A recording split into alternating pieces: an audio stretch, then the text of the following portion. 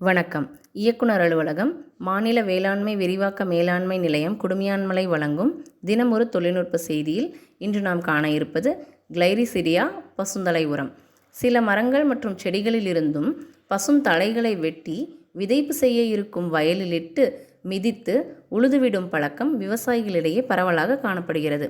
இவ்வாறு பயன்படுத்தப்படும் மரங்கள் மற்றும் செடிகள் பசுந்தலை உரப்பயிர்களாகும். கிளைரிசிடியா பொதுவாக பயன்படுத்தப்படும் பசுந்தலை உரப்பயிராகும்.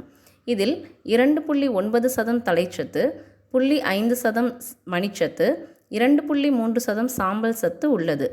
கிளைரிசிடியா மேக்குலேட்டா பரவலாக பயிரிடப்படும் பயறு வகை மரமாகும். ஆசியாவின் பல நாடுகளில் தேயிலை தோட்டங்களிலும் நெல் வயல்களிலும் நிழலுக்காக வளர்க்கப்படுகின்றது. பசுந்தாள் உரத்திற்காக பயிரிடப்படுகின்றது. மண்ணில் ஆழமாக வேரூன்றி வளர்ந்து காற்றிலுள்ள தலைச்சத்தை மண்ணில் நிலைநிறுத்தும் தன்மை கொண்டது. சுமார் 6 மீட்டர் உயரத்திற்கு வளரக்கூடியது. பொதுவாக விவசாயிகள் குத்துச்செடியாக வேலிகளில் வளர்க்கின்றனர்.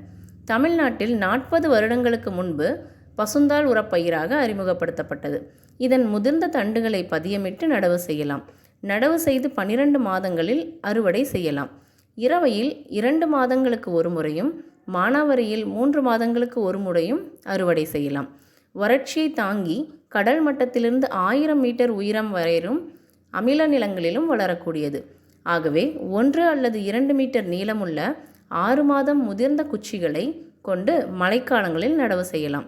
6 வாரத்திற்குள் நன்கு வேர் பிடித்து 4 - 5 வாரங்களில் வேர் முடிச்சுகள் உருவாகும்.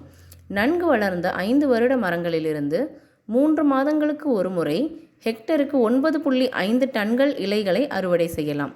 கிளைரிசிடியாவின் பூக்களிலிருந்து தேனீக்கள் மகரந்தத்தை எடுத்து மகரந்த சேர்க்கைக்கு உதவுகின்றன. இதனுடைய பூக்கள் சமைத்து உண்பதற்கு ஏற்றது. மருத்துவத்திலும் பயன்படுகிறது. மண் அரிமானத்தினால் அமில நிலங்களாக மாறிய மண் வகைகளுக்கு கிளைரிசிடியா ஏற்றது.